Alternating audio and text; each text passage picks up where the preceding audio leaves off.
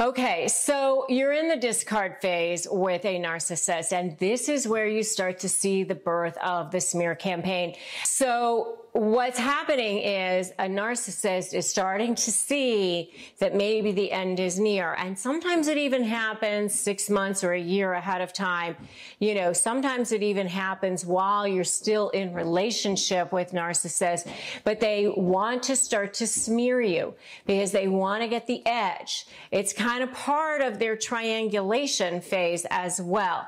So what happens in a smear campaign is the narcissist starts to go to other people and say things about you that leaves the other person, the listener, with the idea that maybe there's something wrong with you, that you're not what they thought you were, that you are a bad person in some way, or maybe that the narcissist is a victim of something bad that you've done to them.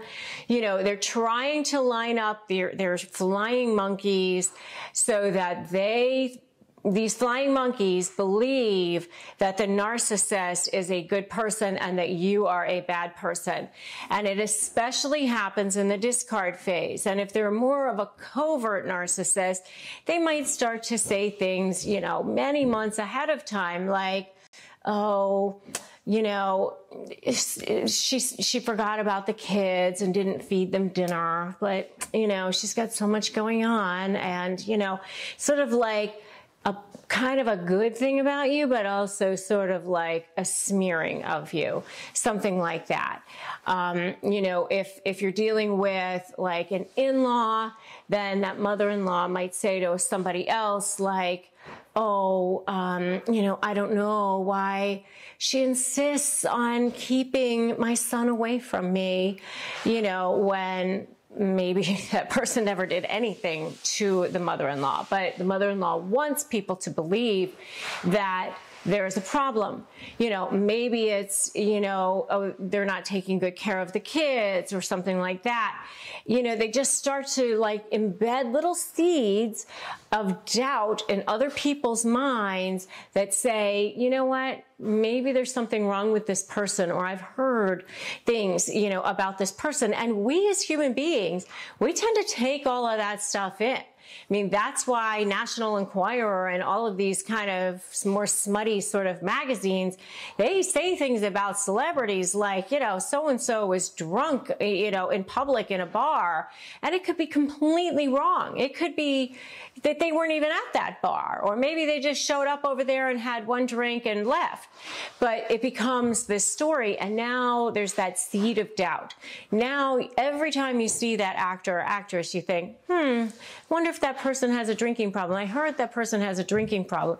And especially if it gets picked up by, you know, some media that ends up being sort of more reputable or whatever. And the same thing happens in a smear campaign with narcissists. They end up kind of just saying just enough. They're really masters at saying just enough, like sprinkling in a few kernels of truth so that it sounds believable. It sounds plausible. That seems to be what's actually going on there.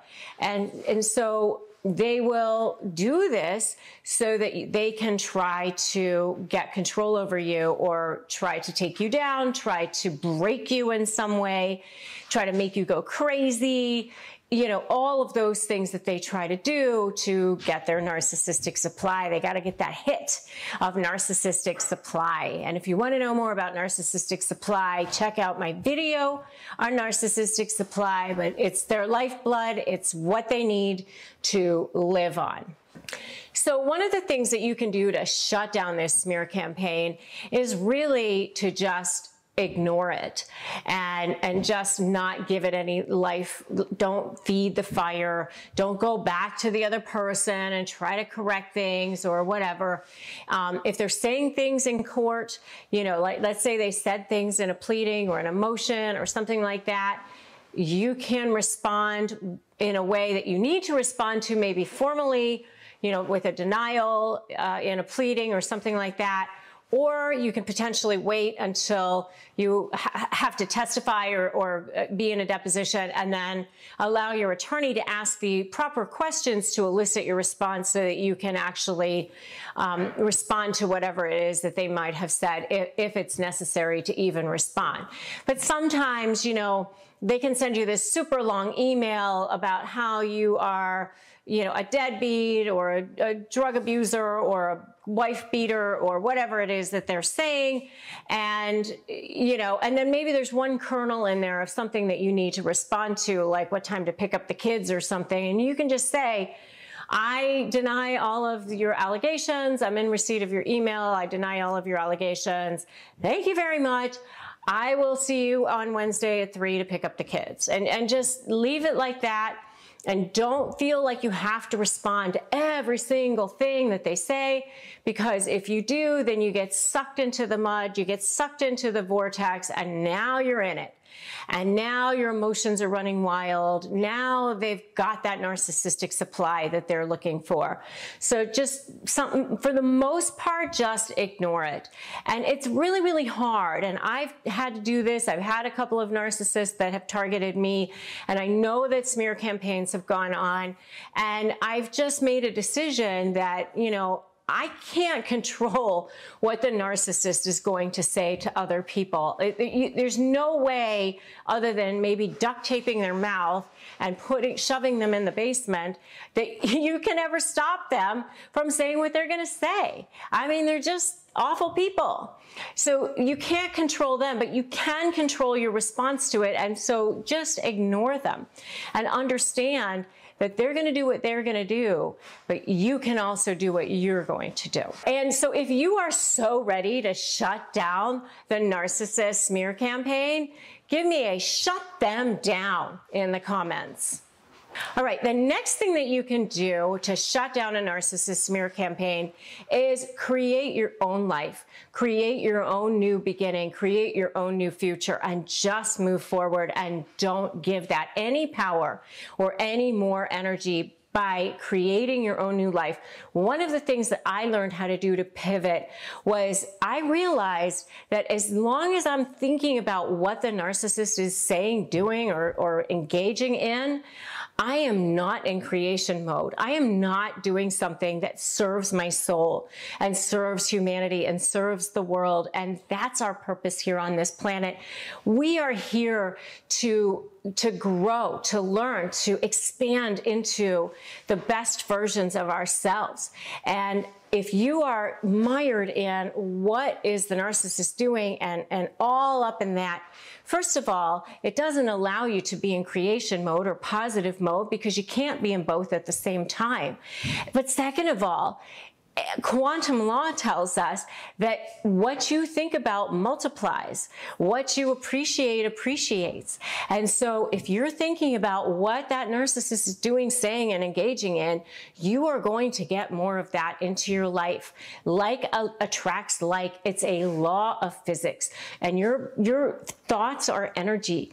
So as long as you're giving energy to those thoughts, you're going to get more of that. You're going to get more of whatever it is that you're thinking about in your life.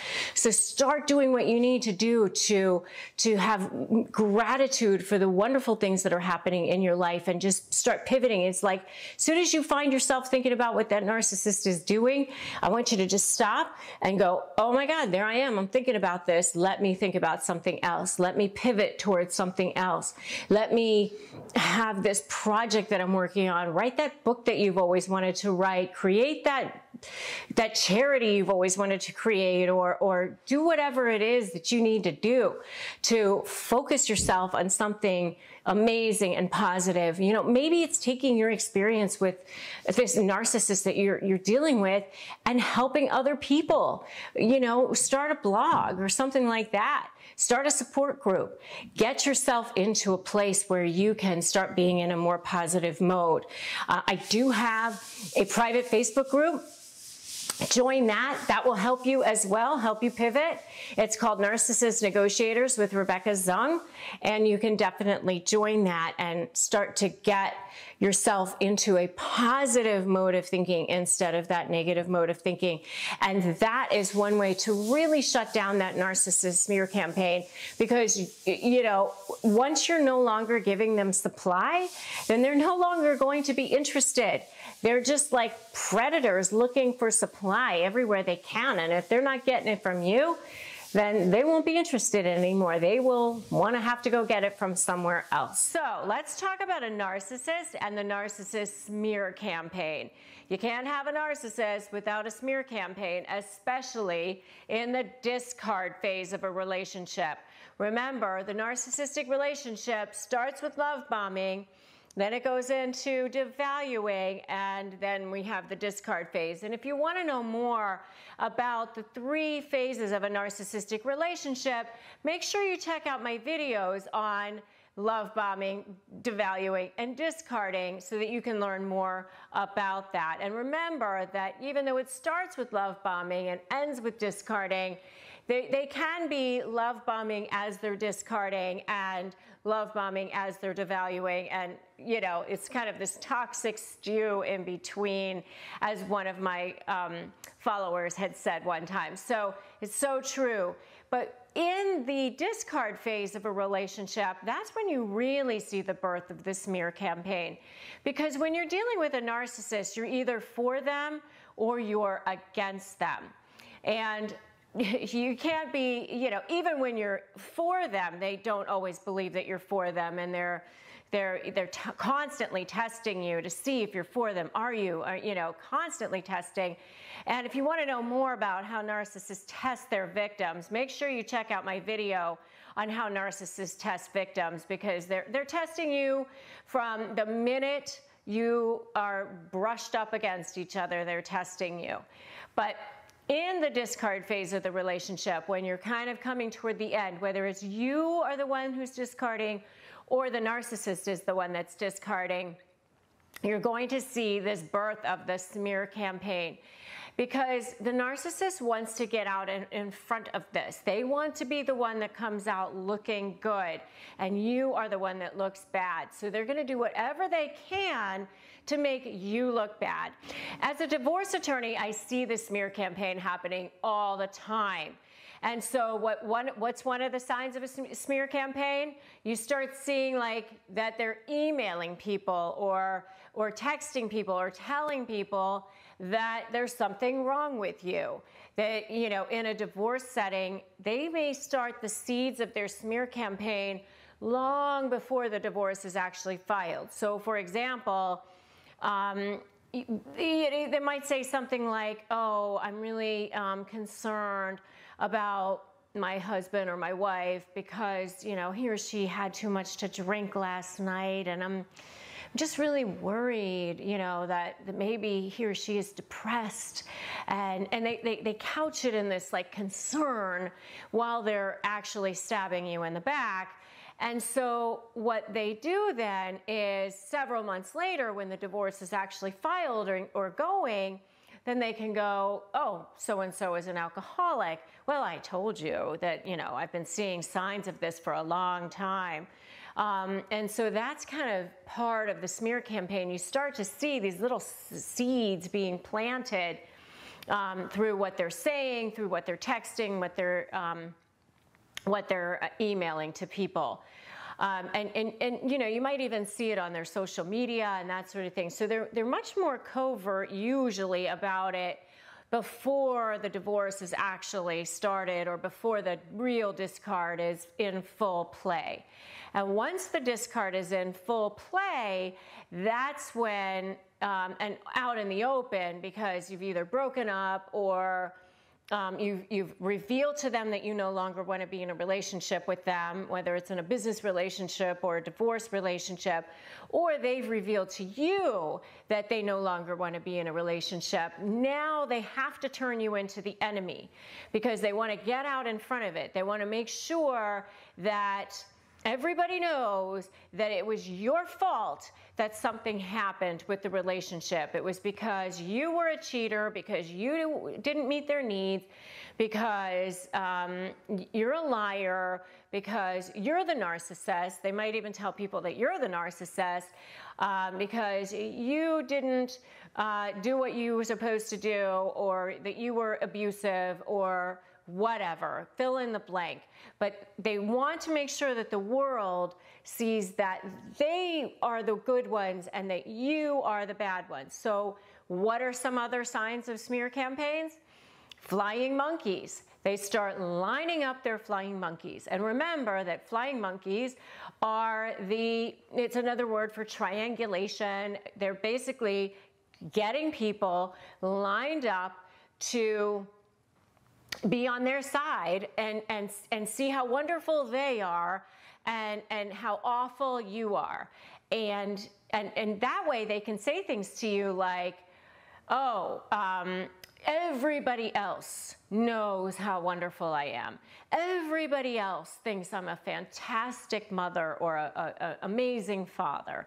You're the only one who thinks fill in the blank.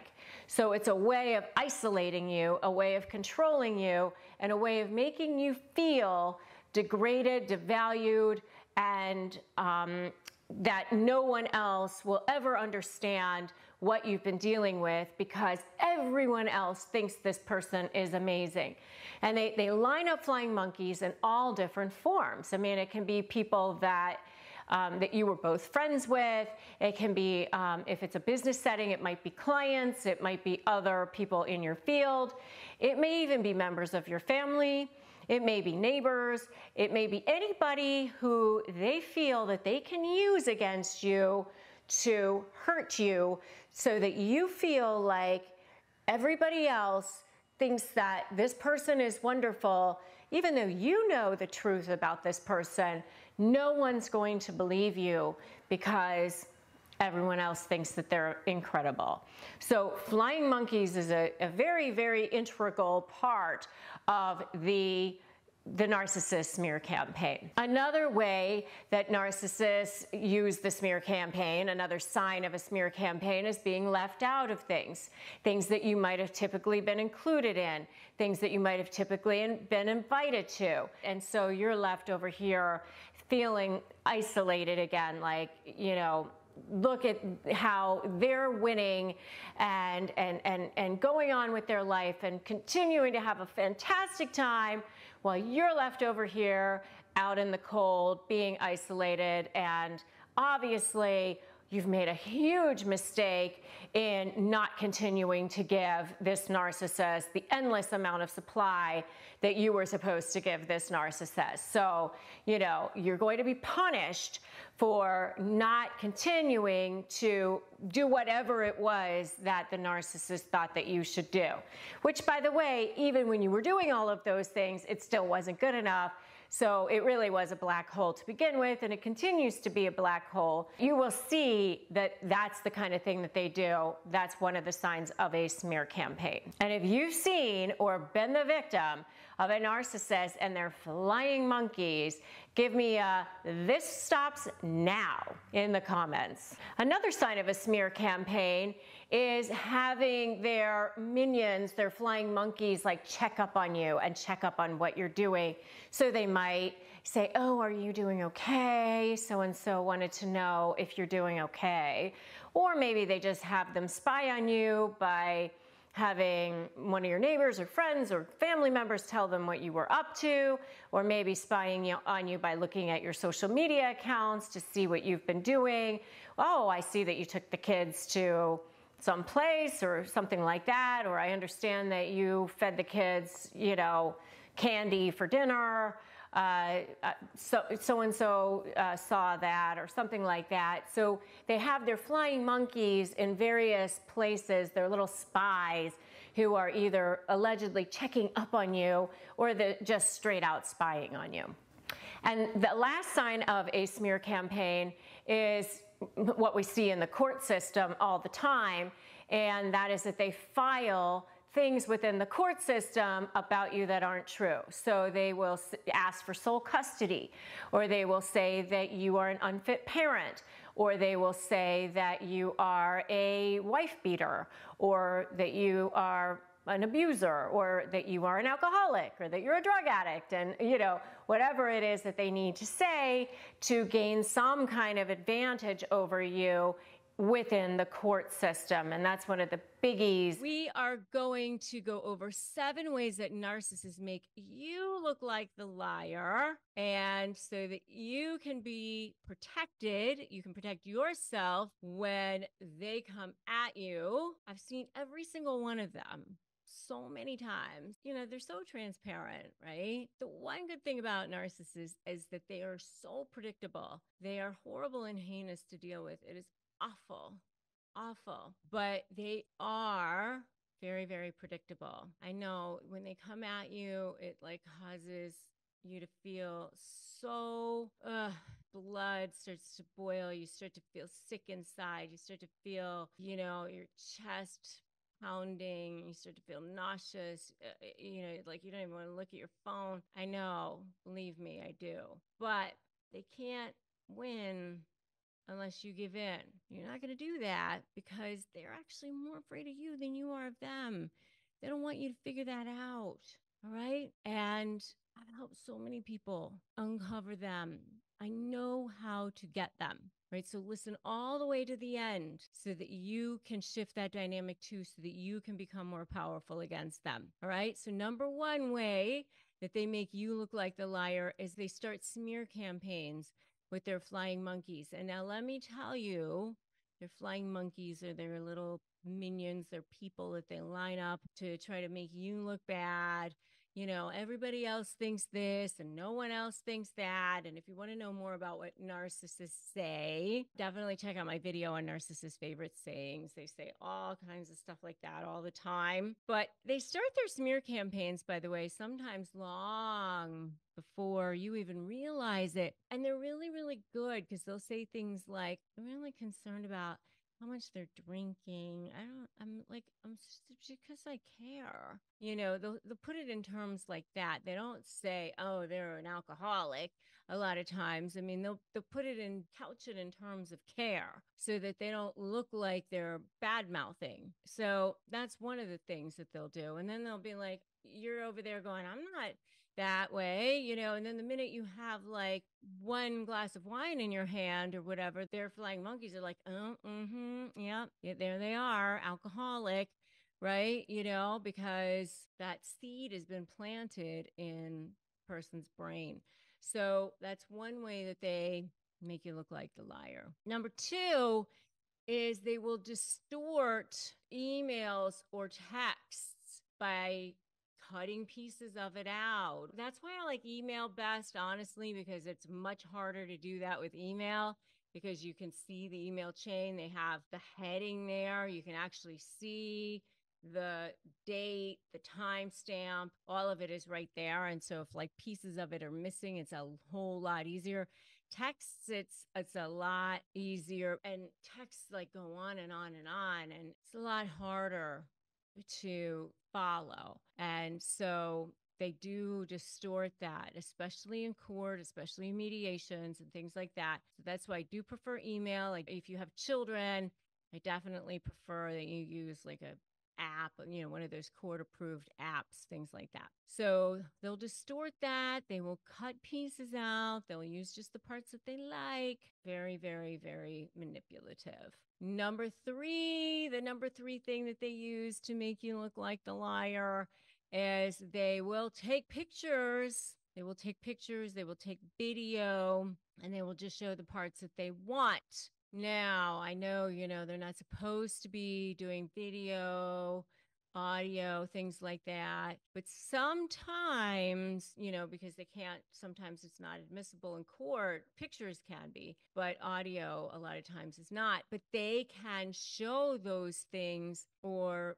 play those things sometimes for custody evaluators, other types of people who are involved with the court system a lot of times. So a lot of times it can be useful. You can use it too, by the way. But, they'll just play and show the parts that they want, make it, make you look like the liar. Or they'll just play it for their flying monkeys or their potential witnesses. They create the narrative that they want to create.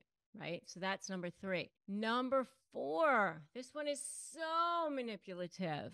So manipulative. But I've definitely seen narcissists do this to make people look like liars. They will confirm conversations in emails or texts that never took place. This is to confirm that you said that I could have so-and-so next weekend on your weekend, the child. What? We never had that conversation, but they'll put that in the little app there, the custody app. Oh yeah, I've seen that. And then they show that to the court. Well, we had the conversation. We never had that conversation. Oh, yes, we did. They make you look like the liar. So manipulative. I have a whole video, by the way, on this is how you deal with narcissist false allegations. Definitely check out my video on that, because you're going to write back right away in the app. We never had that conversation, and I really don't appreciate that you're trying to create a false conversation. But you're going to watch my video on this is how you deal with narcissist false allegations. And number five way that narcissists make you look like the liar is they trigger you to get super emotional, and then they sit over there super calm, and you can't buy into that. You can't do that, right? They trigger you, get you all upset, and then use that against you, and then you look like the liar, right? They get you to be emotional while they remain calm, and then you look like the liar. That's number 5. Number 6 way that they make you look like the liar while they remain calm is they will instigate domestic violence in the home, and you end up fighting back just to self-defense. And then they call the cops and then blame you and say you were the instigator. And then you look like the liar. That is really, really bad. And then they'll end up filing for the restraining order and say you were the aggressor, whether it's man or woman, by the way. I've seen it in both sides, male or female. That's very, very, very manipulative, but I've seen both sexes do it.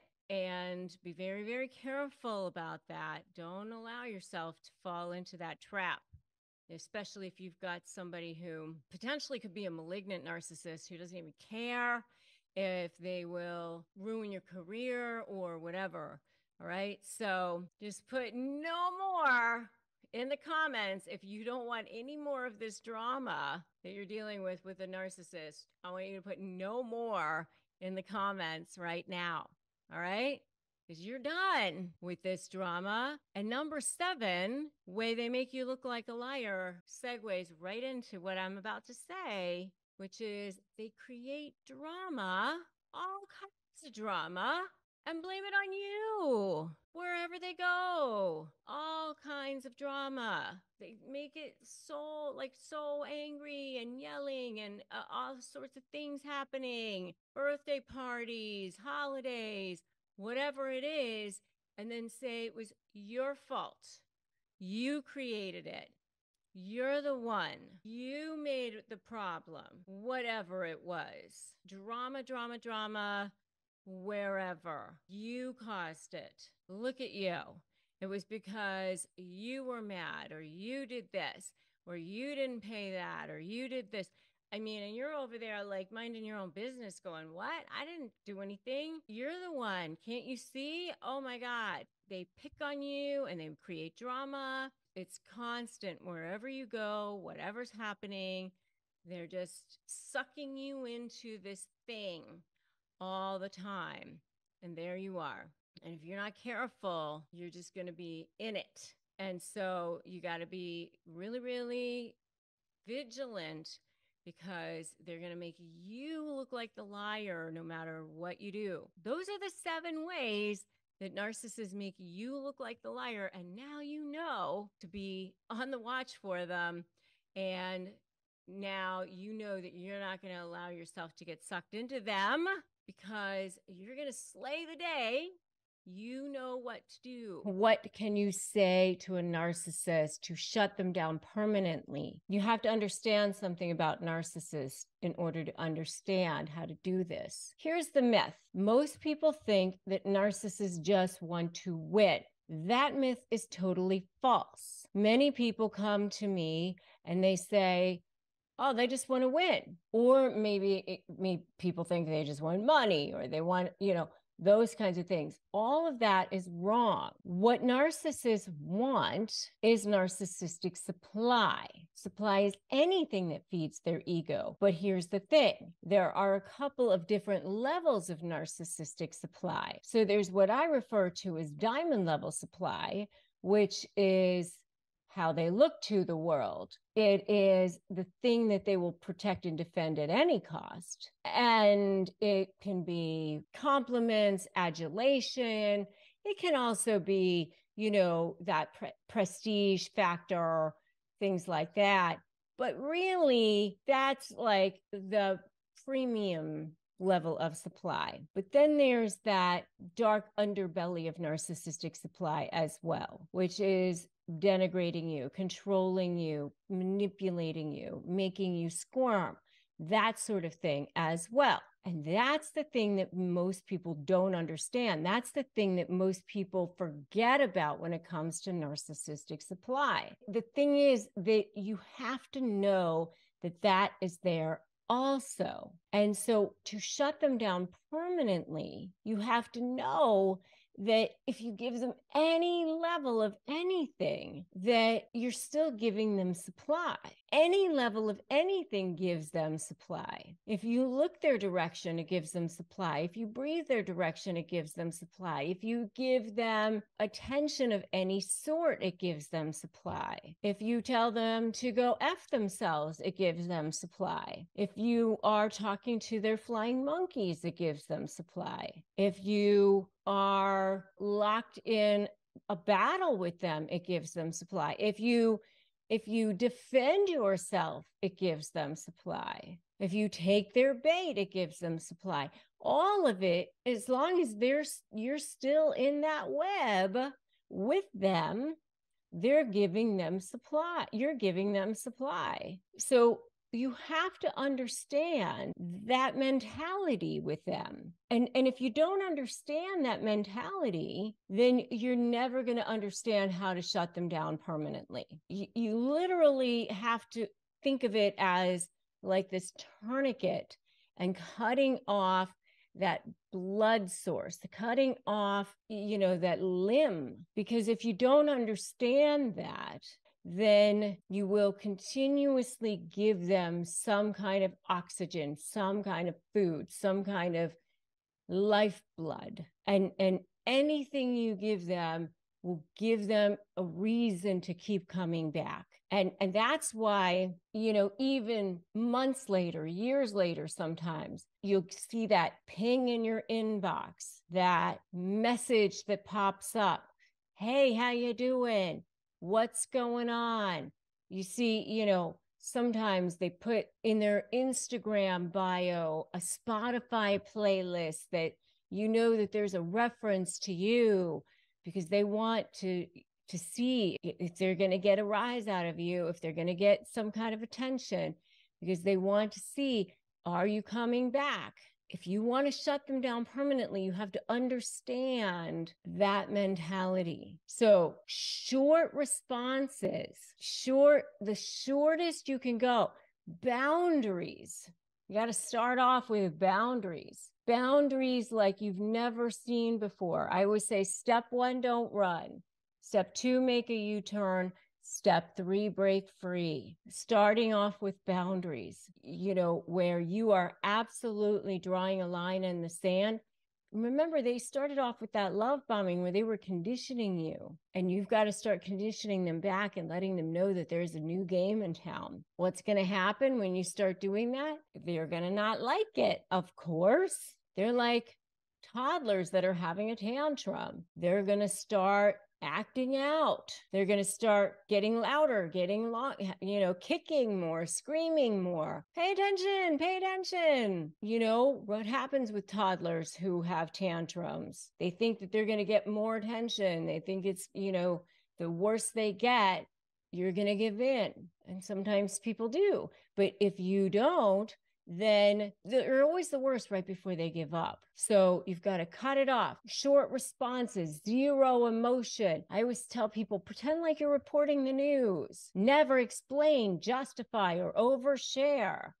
Just the facts. Look at it as if you are observing the situation. Oh, hello. I'm now seeing you that you are talking to me. Obviously you don't hold a microphone, but you kind of like pretend like you are. You're just observing the situation. Never defend yourself. When you defend yourself, you're actually giving the other person credence. You're actually giving life to their ridiculous arguments. You don't need to defend yourself. When they send long emails, long texts, look for the one thing that you need to respond to and just respond to that. And as to the rest of it, you can say, I deny what is in this email, everything that you just said, and I am responding to the one thing that I need to respond to, which is that, our child can be picked up on Wednesday at 4:00. And that's it. That's all you need to do. As far as, responding, you don't need to respond right away most of the time. You can take your time responding a lot of times, or you can take a breath before you even need to respond. Sometimes, even if you're standing in the same room, take a breath, take a pause. Sometimes you can just be silent for a moment or completely. Sometimes you don't even need to respond at all. Sometimes the things that they are saying are just so ridiculous that you don't even need to respond at all. Sometimes silence will just absolutely drive them crazy. And then they start to become unglued, which will beget something that they say, which will maybe become a great resource for you down the road, a great potential trial exhibit even, okay? When you send them over an offer and then they don't respond to your offer, do not say, oh, I'm going to send you over another offer. Don't negotiate against yourself.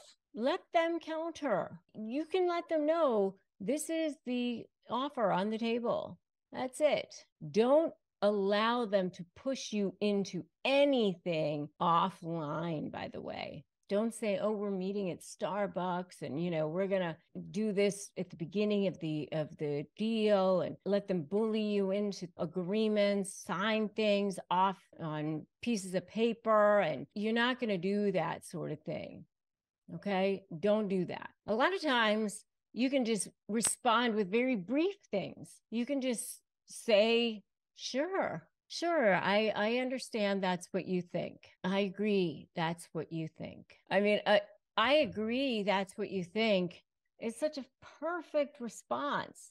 I love that response. They hear I agree, and then you've agreed to nothing. I agree that that's your opinion. I agree you think that. I agree that that's where we are at this point. That's a perfect response. Or you can just say, sure, okay, that's wonderful for you. I understand that that's what you think. I hear you. A lot of times you can just say, I hear you. I hear you is just doesn't say really much of anything, but then they feel heard. It's great.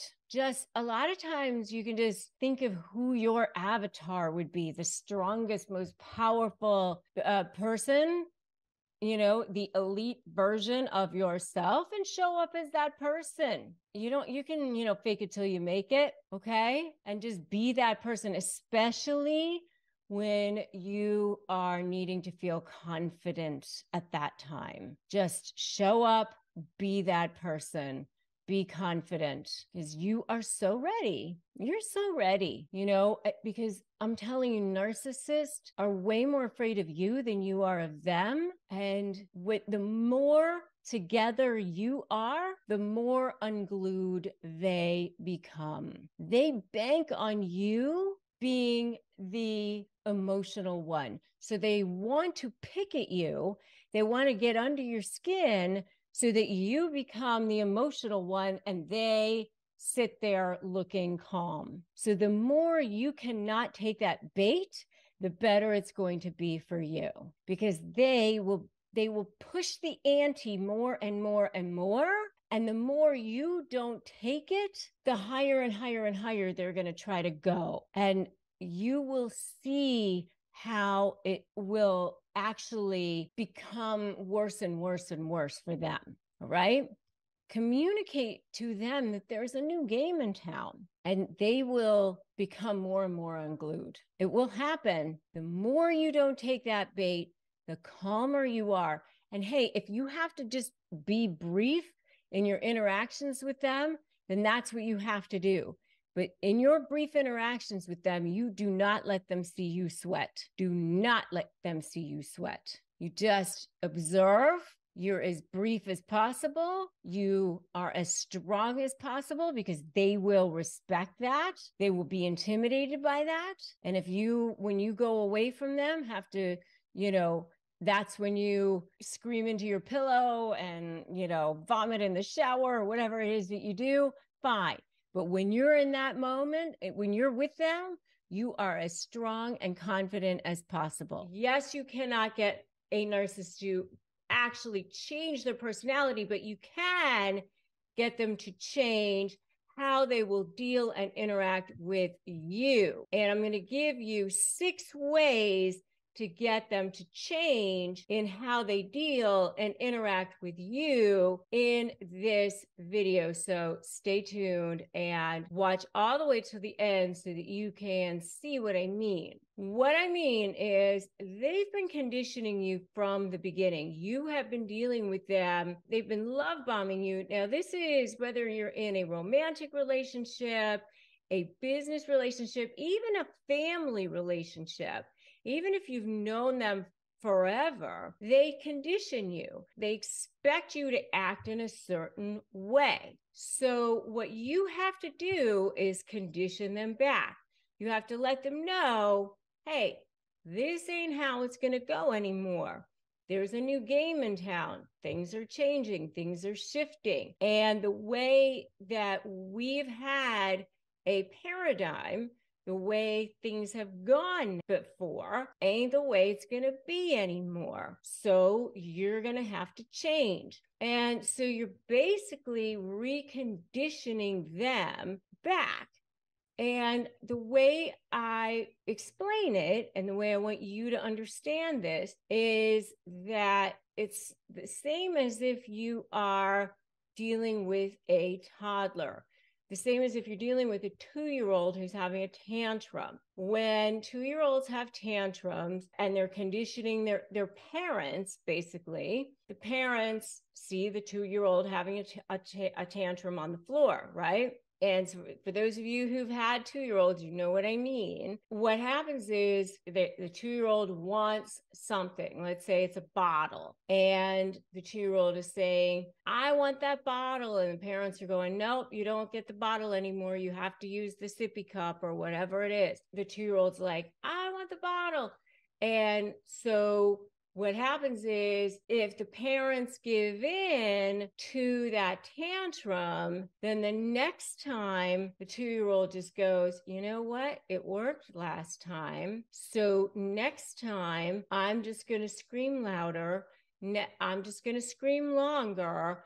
I'm going to kick my heels. I'm going to flail my arms. I'm going to throw things. I'm going to become even more horrible. I'm going to make their lives miserable. I'm going to embarrass them in stores, whatever it is I need to do so that they will have to give in to me, because I want that bottle. I want what I want right now. And then the parents go, oh my God, I can't take this. There's the bottle. And that's what's going on with narcissists.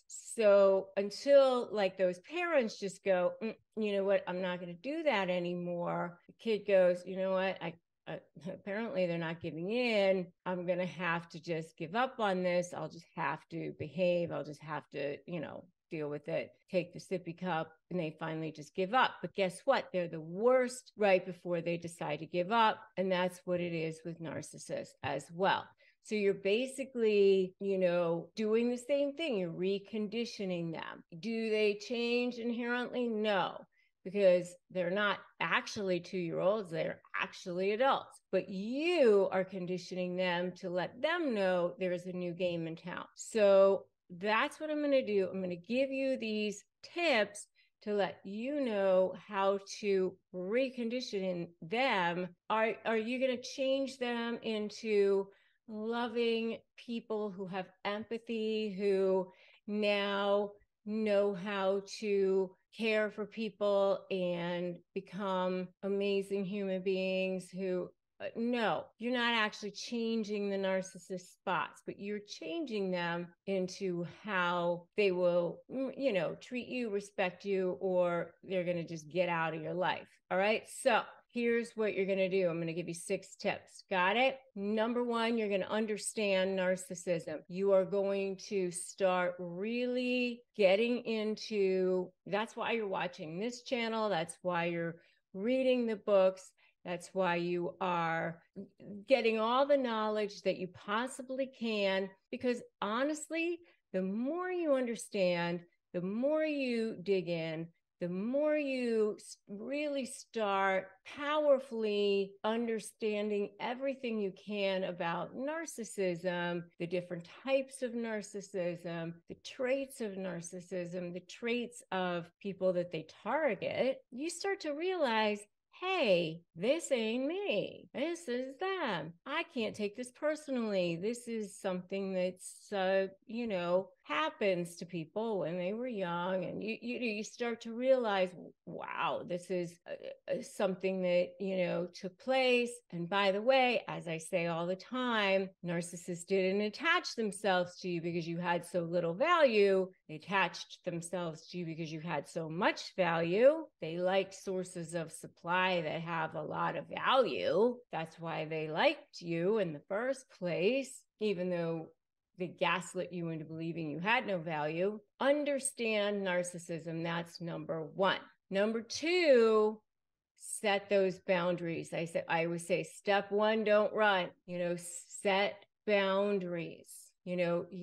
Obviously get away from them, but you're not running away. You're setting boundaries. The more you have fear, the more they smell it in the water. They're like sharks looking for that blood. And once they see that blood, they go for that. They go for that jugular. They know how to instill that in you. Set boundaries and stick to those boundaries. And then number 3 is, don't be afraid of them. Don't be afraid to confront them. Don't be afraid of them. They respect people who aren't afraid of them. That's the only type of person that they actually respect. You can't have fear. I started to allude to that earlier, but as soon as you have fear, they read that, and then that gives them supply. Your fear actually feeds that. They get off on that. They get a high on that. That keeps them around. That keeps them coming back. They enjoy that. Most people don't want people to be afraid of them. That doesn't give them joy. It gives them joy. You don't want that. And the more you can say, I'm not afraid of this person. They're just a small little, they're actually more afraid of you than you are of them. And the more you can see that, the more you can uncover that, the more you peel back those onion layers and see that, the more you will understand that. So no fear. And I want you to put that in the comments right now. No fear. So don't be afraid. Don't be afraid of them. Don't be afraid to confront them. Don't be afraid to assert yourself, assert what's fair, assert what's best for you. Number 4 is related to that, and that is hold them accountable. Hold them accountable for their behavior. If you're in litigation and they don't do something that they're supposed to do, they don't provide discovery that they're supposed to provide, file a motion to compel, they violate a court order, file a motion, let the court know, make the court enforce that court order, ask for sanctions if you need to, if that's something that's available for that.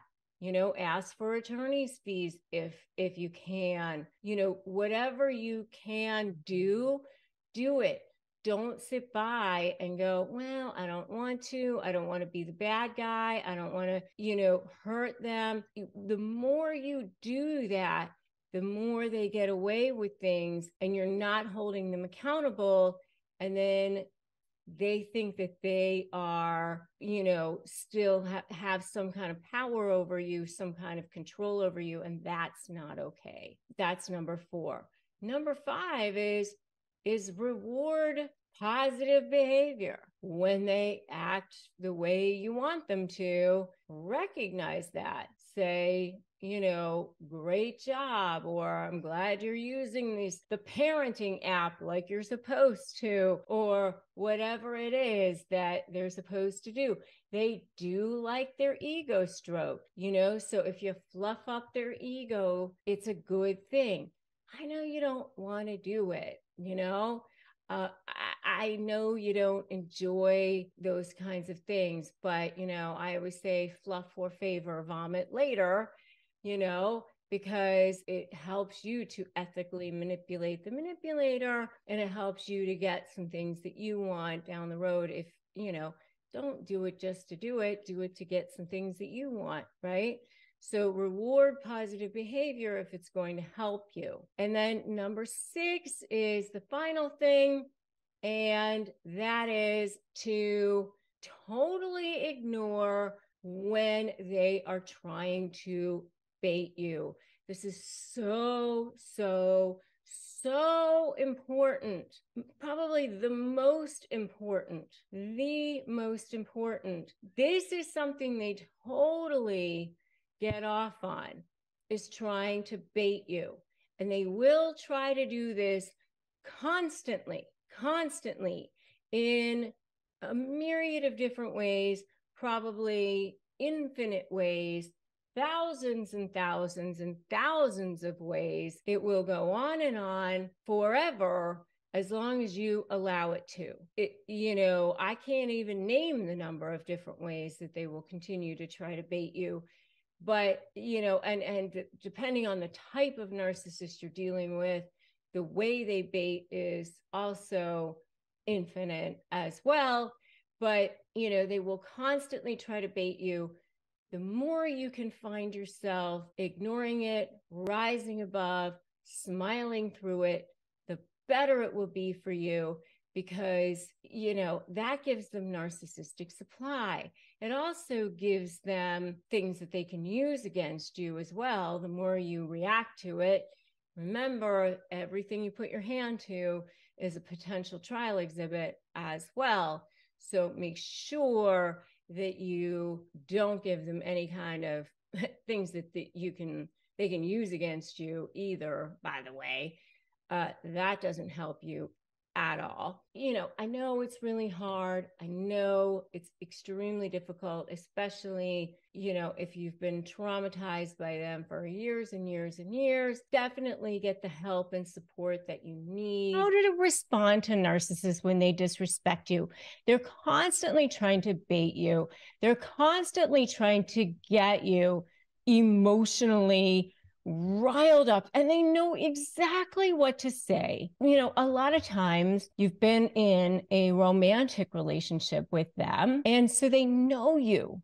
They know exactly what to say, and they constantly disrespect you. It's so, so hard when they're constantly disrespecting you. And you're wondering, how can you respond to them? And first of all, why do they constantly disrespect you? Well, they do it because they don't respect themselves. They hate themselves. Remember that people treat other people in a way that is a direct reflection of the way they feel about themselves. Think about that. So you can't take things personally. And I've often said that one of my favorite books is The 4 Agreements, which is a super easy read, by the way. If you haven't ever read it, you can read it in an afternoon. And it's 4 agreements that you keep with yourself.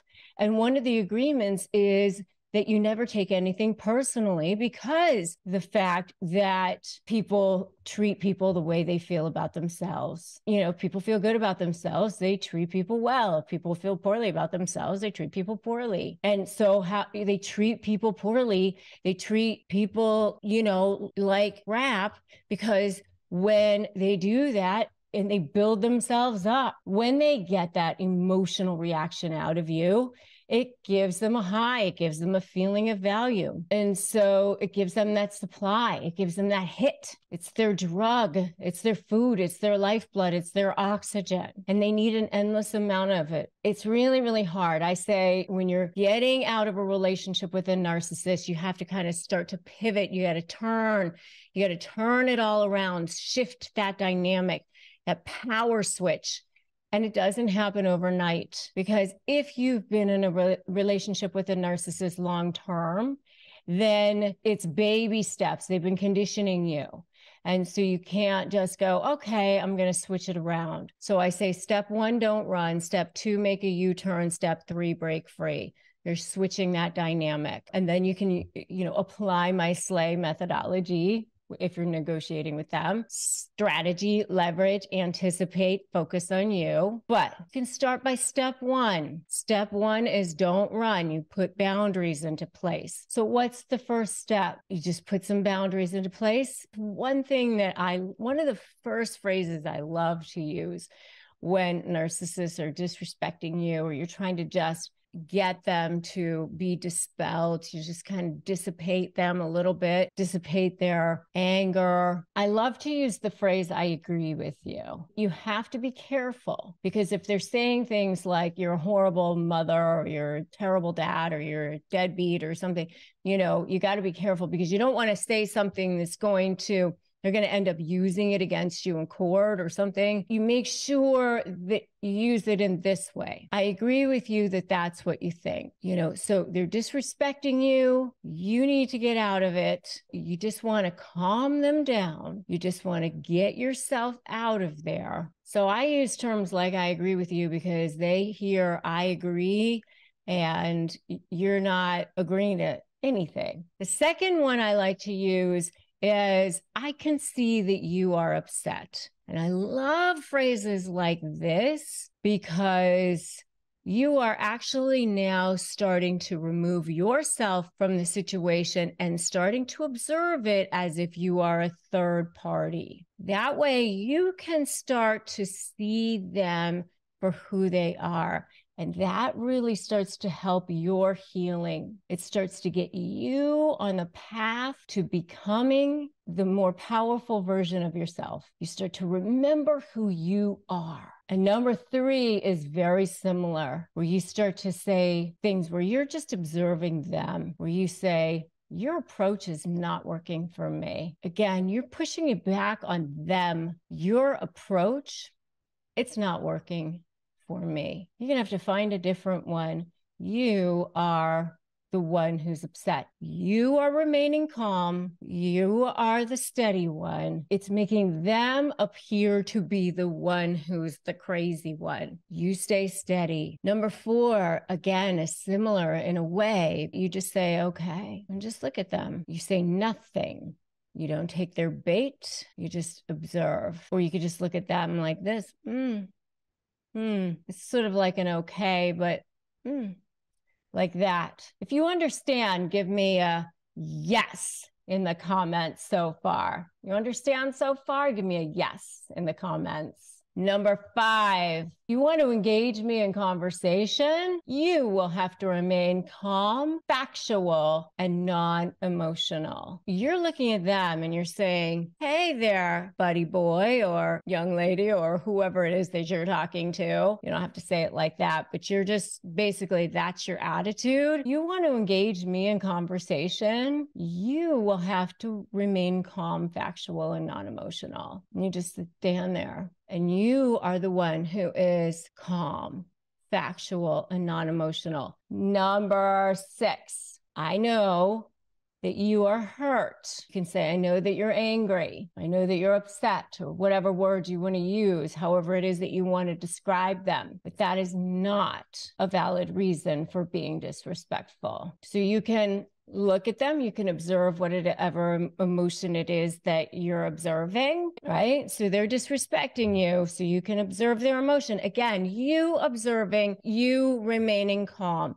You're looking at them like as if they're a toddler having a tantrum on the floor. Number 7, if they're just completely and utterly disrespectful, or say something that is completely and utterly like personal or just ridiculous, you can just say, I'm choosing not to respond to that. That's number 7. Number 8, I'm going to have to ask you to respect my boundaries, especially if you have set down boundaries. You've already said, I don't want you to email me at this address, or I don't want you to use this form of communication, or whatever it is that is a boundary that they've decided to cross, and that's a disrespect to you. I'm going to have to ask you to respect my boundaries, because they will totally disrespect your boundaries. The next one is, I hear you, not saying anything. You're watching them, you're looking at them and letting them have their tantrum. Just like you're watching the toddler having the tantrum on the floor. You didn't say anything. A lot of times just by saying, I hear you, they got heard, and that's what they wanted. The last one is, if we are going to continue to communicate, I'm going to have to ask you to speak to me, or write to me, or communicate with me, whatever it is, however it is that you're communicating at that moment, in a way that is respectful. You know, if you are talking, you obviously are saying, speak to me. If you're having a text message, or if you're having an email, whatever it is. But if we're going to continue to communicate, it's going to have to be respectful. And then if they don't continue to communicate in a way that is respectful, you have every right to not continue the communication at that time. You do not have to stand there and be disrespected. You don't. And, you know, I've been in situations with other lawyers. I've been in situations where I've had to take it. I mean, especially, you know, with other male lawyers or whatever. And I've straight up said, I'm not standing here having this conversation with you. We can either wait until you're ready to have a conversation with me when you can be respectful, or we can take it up with the judge or an ethics committee if we have to. Sometimes you have to stand in your power, even when you're a professional. I'm telling you that you don't have to do this regardless of who they are, even if it's a family member. And you have to find what's right for you. You have to find what's right for your own mental health and your own sake and your own sanity and your own soul. I know that it's hard, but you know, life is hard. These are the teaching times that we are in earth school as a soul. And, you know, I'm telling you that if you don't learn this lesson, the lesson will continue to present itself to you. I've learned the hard way, but you can do this. You can do this with help, and you can do this with support. With the support of people around you. You can definitely do hard things, that's for sure. I have a private Facebook group, a support system, which you are absolutely welcome to join. It's Narcissist Negotiators with Rebecca Zung. I also do have a sponsor on this channel. If you need access to therapy, I have an online sponsor, which is BetterHelp, which you can go to betterhelp.com/Rebecca Zung to access that. And we receive commissions on that. It doesn't cost you any extra. We just want you to have access to resources that we trust. And make sure that you have subscribed here and hit that notification bell as well. We want you to have access to as many free resources as you possibly can. The next video that I want you to watch is how to force a narcissist who's driving you crazy into panic mode. So if they're driving you crazy, you're ready to force them into panic mode. That's the next video I want you to watch. For people who are in, I mean, so since you did Hoffman, and so anybody who's listening, we're talking about the Hoffman. It's a trauma program. It's very, very good. Right? Neither of us are affiliated with it. We just happen to both do it. It's a charity. It's it's actually a charity formation. Yeah. So it's the Hoffman Institute. But yeah. So for those of and both of us have dealt with narcissists and traumatic people in our lives, and so we both know the toll it can take on us and our mental state, and so we say this with all authenticity and humility. So for those people who are feeling that right now, and who are feeling, and smart people, brilliant people who are just in that situation right now. So you wrote this book, The Reinvention Formula, and, it's interesting because, you've now had this, not only did you get to reinvent yourself, which you completely did, you kind of like did a complete re-download of your own brain. You've completely not only understood, but have done the work to create new neuronal pathways in yourself and understood what that means. But you've also had the benefit of being able to interview some of the most incredible thought leaders and minds in the world. I mean, so you've gotten to interview people like, and I'll just name some of the people, on this list, Ed Milet and Marie Forleo, and I know you've interviewed, Gretchen Rubin from the Happiness Project, right? Didn't you interview her? Yes. Yeah, and you've interviewed, I mean, just name a name, seriously. And so you've gotten to talk to some of the most incredible people. I mean, even before we got on here, you talked about Dr. Amen, and so you've had the benefit of really being able to do that.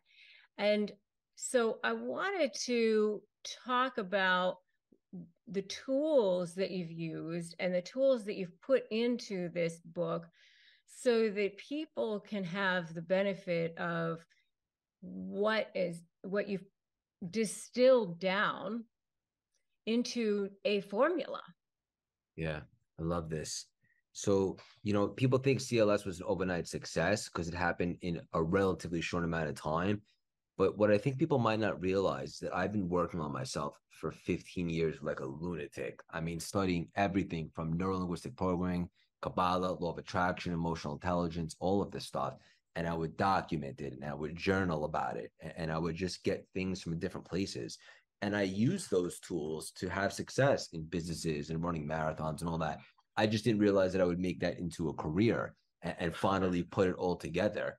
But a lot of the things that I learned with that are also things that I see in some of the greats that you just mentioned that I interviewed. And everybody's a little bit different, but there's certain characteristics or certain commonalities that I see in a lot of people. And a couple things that come to mind is, number one, I think it surprises people that a lot of the greats, they're not always motivated, right? Like you think that we're motivated every single day. That's not necessarily true.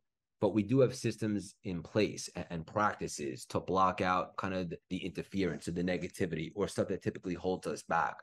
A lot of people, crumble when things get tough or when they don't feel like it. But a lot of the greats, they feel that for a second, but they choose not to be available for it, and they continue on. And that's one thing that I see in a lot of people, especially like in the beginning when you're building something. Like it's very trendy these days to say, oh, call it in, manifest. And I'm really big on that too. But I think it's important to marry the spiritual with also some of the practical. And in the beginning, when you're building anything, whether it's Disney, Apple, what you're doing, what I'm doing, and so forth, there's that irreplaceable season of grind in the beginning, right? Like that maniacal drive. How bad do you want it? And it's funny because you mentioned Marie Forleo before, and I know she's someone that's really big right now and calling it in and stuff like that. And I asked her if she would ever replace that season of grind in the beginning. She said, absolutely not. That's what gets us to this place where we could start working a little bit smarter and not necessarily harder. So between that and also just like the imagination, like there's a movie that I love that I talk about in the book. I have a whole chapter dedicated to called The Greatest Showman. Have you seen the film? I have not, but I am totally writing them down right Are now. you never saw The Greatest Showman with Hugh Jackman? Never did, but I am definitely adding that to my list. You have to. It's unbelievable. And it's a true story about P.T. Barnum, who started a circus. And essentially, one of the reasons that I'm so intoxicated by his story is that he thinks that everyone is only limited based upon their imagination. So, in other words, if you can think and consider a little bit bigger of an alternative or a reality, then you can go in that direction. Most people, they don't have the ability or the creativity or the tools to think bigger. They're cats, so to speak. Like picture a sports car with a governor can't go past a certain speed, but that guy challenges his limitations, and as a result, what he can accomplish, the ceiling continues to rise. So I was just always drawn to his story. And I know that a lot of the greats that we've interviewed, some of the ones that you mentioned, they all think really, really, really, really big. And the good news about thinking big is that it's a superpower and it's accessible for everybody. Yeah, I totally agree with that. I mean, one of the things that I love about what you say is that clarity follows action. Hmm. And I love that because, a lot of times people get like analysis paralysis. I mean, I know that it can happen for me too. And and I'm going to give you an example, and then I want you to get into what Let's do your it. thought is on this.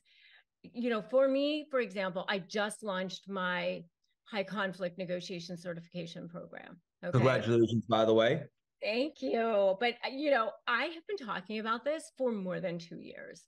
Okay. I mean, and when I went back and looked at my notes about it, and I've been like thinking about, I really don't know how to do it. I don't know what to do, and it felt daunting to me. It just felt like I really didn't know what to do. And then, this past couple months, I felt like my back was against the wall, and I just felt like I'd really, gone as far as I could, as far as some other things in my company. And I just thought, you know what? I just decided I'm going to force my own hand. So, you know what I did? I set the webinar to tell my community about the program. And basically, I knew that I had to have the program launched by July 11th. And so I sent the email to the community about it. And I thought, once the email goes out, that program needs to be done by July 11th. Accountability. I love that. Accountability to myself, because Right. I was like, I have 200,000 people on my email list. I was like, I got to get this. Okay. Once I hit send, I was like, all right, now you got to do it. Yeah. It got to be done. So, action, clarity, it was like, I think that real quick to just interject, I think what you did right there is a cheat code. And I often do that to myself also, like signing up for marathons when I'm not ready yet. Because once I put it out there, like you could let yourself down behind closed doors, but you can't let down 200,000 people on your email list. That's massive accountability. I made myself do it. I was like, all right, there we go. It's got to be done. Yeah. So my IT people, my video editors, everybody knew it's got to be done. Sales team happening. Yeah. Yeah. And clarity follows action, right? Like you didn't have all the answers. You didn't know exactly what was going to happen, but you get in the damn arena Yep. and the downloads begin to come, or the universe opens, or the right person says something at the right time. And oftentimes people that you're right, like people are so afraid to fail that they don't even start. But oftentimes, like if you just get in the damn arena, even if it's not the thing, it'll most likely be the thing that leads to the thing, but you'll never know unless you let go of waiting for the perfect time. Yeah. And it's scary, it's scary. I was like, okay, what if nobody shows up? What if nobody buys it? Whatever. But, same thing with like a new book coming out, right? Right. Yeah. Well, and all you could really do is marry the process and divorce the outcome. Put yourself in the best position to succeed. But ultimately, something good always happens once you take action, once you put it out there. And even like the last two live events that I did, the first one in New York a couple months back, and then the one that you're coming to in CLS Beverly Hills, like I didn't have all the answers, but I felt called. And I know now from based upon my experience that I just put it out there. I post about it, I let everybody know. People start signing up and we get some speakers and we go from there.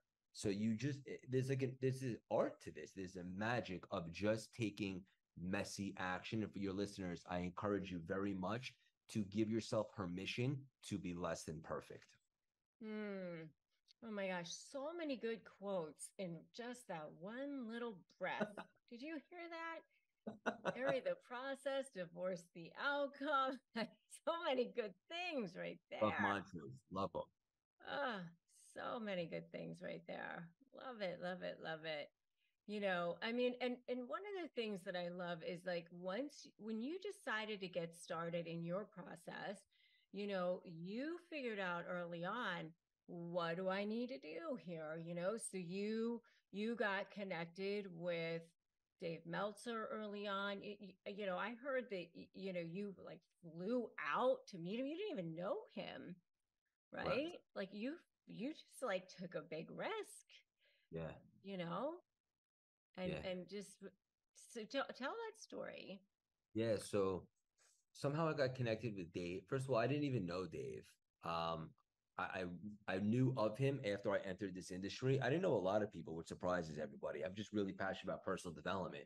But we ended up doing a live or something like that. And it was a big success and we hit it off. And I just said, I want to do more with that guy. He's a 55-year-old man. He has a lot more life experience and wisdom than I do. And I want to get to know him better. So I literally booked a ticket, flew out to San Diego or LA, wherever he was. And I just asked him if he had an hour. And if not, I'll take 15 minutes.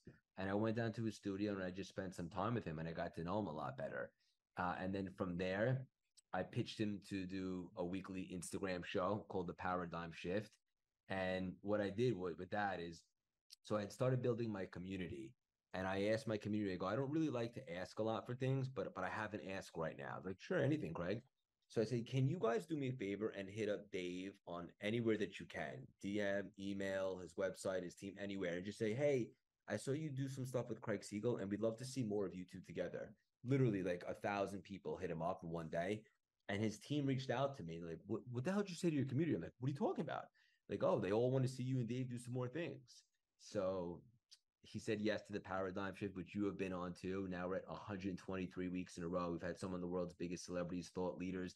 That's given us a ton of exposure and so forth. And so I made the move to fly there, to shake his hand, to get to know him a little bit better, earn his trust, pitch him to do some things, and the rest is history. And I think the lesson there is when I entered this space, I've had success in other things just like you, Rebecca.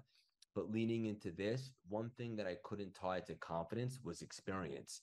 So I knew early on that I don't know what I don't know. And I made it an effort. And this is so good for your listeners. I did everything that I could to get around people that weren't necessarily better than me, but were a little bit further ahead. And that accelerated my growth. Yeah, I mean, so smart. And it was just such um a beautiful thing, that you took that risk and you went that extra mile and said, hey, I'm gonna give it a shot. And he could have said no, he could have laughed in your face or whatever, but you took the risk and it paid off for you. Yeah, I think everybody's got to take some risks, right? Like you got to get in the damn arena. I keep saying it, but like nothing's going to happen from the sidelines. And what's the worst that can happen, right? Like a closed mouth doesn't get fed. You got to take some shots. And in life, like if you want to, and I say very humbly, everything since I started CLS has worked. Obviously, not up in a straight line, but for the most part. But also, I'm willing to take some big misses as I continue to take some big swings. And I think that's important, especially for entrepreneurs. Like, if you want to take some massive swings and aim for the fences, then you have to be prepared for some massive misses. And that doesn't scare me because I know that I'm battle tested, I'm resilient and resourceful enough to figure things out. And there's a big difference between failing and being a failure. Being a failure is finite. But if you're failing, in my eyes, I think that means that you're trying, and that's good. So I encourage your listeners to not shy away from that and be willing to give yourself permission to be less than perfect, take some messy action, and not be afraid to look silly in the process. Well, it goes back to what I often say about negotiating, which is the fact that a lot of people take the process of negotiating and somehow collapse the outcome with their self-worth, and as long as you can not have the outcome be tied to your self-worth, and know that you are worthy regardless of what happens, then then that is then you're fine. So what you're talking about is saying, hey, you are worthy regardless of what happens there. Yes, I am saying, I actually think, to be honest with you, you just helped me articulate this. I think if you just have the guts to go for it, that makes you worthy. Even if you don't land whatever it is that you're doing, like have the courage to live with a sense of urgency, know that what you're worth, know what you bring to the table, and absolutely go for it. And in my opinion, if you're doing that, that should increase your self-worth just as it is. Right. Though one of the things that I talk about often is feeling authentically powerful and knowing who you are at your core. Yes. And it's sort of like that oak tree, where you feel authentically powerful at your core. You know how you do a lot of working out, right? So, Yes, you have that strong core, then, you don't feel like if you get a lot of people going, yeah, no, you're not for me, then you don't feel like, I'm not going to get up. I'm not going to try again because, you don't take it personally. Right. And we talked a lot at the beginning of this show on, you had said successful people have a process for what they do when things don't necessarily go their way, for how they keep going, even when when they don't necessarily feel motivated. Yes. Right. And, continuing to have that mindset, I always joke that I'm not allowed to leave my thoughts unsupervised, Yeah. Right. So but, having a process, having that formula, having that something that keeps you going, even when you don't feel like it. Because everybody can go, yeah, if I'm feeling good, I can keep going. It's those times when somebody's slamming the door in your face or telling you that, you're not good enough, or telling you that, things aren't, or you're feeling like you're being triggered because of old trauma or whatever. That's right. That's when it's. And when I think of like the greats, like having a system, I think of what you just said, what you say. And I love that you say this is you don't leave your thoughts unsupervised because you know that thoughts are not facts, yet they tend to mess with you. Whether you call it the devil, your ego, the opponent, whatever the case may be, they often try to derail you. But just the fact that we know that thoughts aren't facts, and can we have a system in place to understand, to remove those disempowering thoughts, like an intruder in your house, and replace them with the empowering ones, which turn into empowering beliefs and so forth. You know that you can't do that, and you're one of the best at what you do. So the people that I surround myself with, they all have a system to make sure that if they're in a lowered frequency or low vibe, that they have a system to overcome that and not stay there long. And one thing that I used to be guilty of before I reinvented myself, like, a bad day might turn into a bad week or a bad month, sadly. And it pains me to even say that. But now, with where I'm at and the work that I've done on myself, the inner game, if you will, now it's just a bad moment, not even a day. It's just a moment. And then we give ourselves grace, and we transform from reactive to proactive and start playing offense to get back in that high frequency. Yeah. So what would be one thing that you would tell somebody to do to get into that higher frequency again? There's so many things, so many tangible nuggets. Number one is you have to protect your energy for the life of you. And I know this is a controversial topic. It's funny because I was at the studio today doing the audio book for this, and this is one of the chapters that I was reading, and I haven't read it in a while. And it was getting me excited, my own work and so forth. And that's boundaries and stuff, right? And for me, I'm at a place now, and I know this isn't the most popular opinion, but if it's not a hell yes, it's a hell no. And that means people, places, things, or experiences. If I'm around people, places, or experiences, whatever the case may be, often, and I find myself in a lowered frequency, then it's not that person's fault. It's mine for continuously going there and putting myself in that position. So now, like, I am so selective and intentional with anybody that I spend my time with. And does that mean that I have a little bit less friends than I used to? Absolutely. But that's by design. That's what I prefer. I love to be around people like you and have conversations with you and some of our mutual friends and so forth. So one thing right out the gate is to say no to things that have the ability to lower your frequency. And as you continue to evolve and spread your wings, different seasons of life, look, just understand that no one has a hall pass forever. Obviously, hopefully your spouse or your immediate family will be around forever, and you have a good relationship with them. But everyone outside of that, in my opinion, is there for a season and a reason. And then obviously just making sure that you talked about being physically fit before. Even more importantly is staying mentally fit every single day. For me, in the morning, like, non-negotiable. Yes, I work out and I have my morning routine. And some of that consists of listening or reading something inspirational or positive or something that just gets my mind ready and gets me enthusiastic and excited about the day. I like to call it sharpening the axe. I think everybody should start their day with some sort of practice. Maybe it's praying, meditation, whatever your thing is. Start the day and set the tone by putting yourself in a high vibe right from the get-go. Yeah. I say defend your light with your life. Yes. Yes. Yeah. Yeah. I mean, it's not negotiable. Non-negotiable, no question. All right. So, I think that, this book is going to change a whole lot of lives. I'm so excited for it. So excited for it. And is there anything else from this book or anything else that you want to share, or anything else that we didn't cover that you want to make sure that we covered?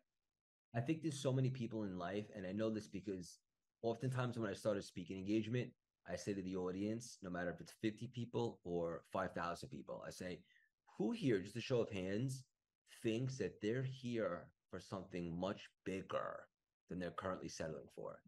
Rebecca, typically everybody in the audience raises their hand. So why is that, right? So what I want this book to convey, aside many things, the tangible nuggets, the mix between the spiritual and the practical and all that stuff, is to showcase to everybody, why not you? It's never too late. You're never too old. Reinvention is ready when you are.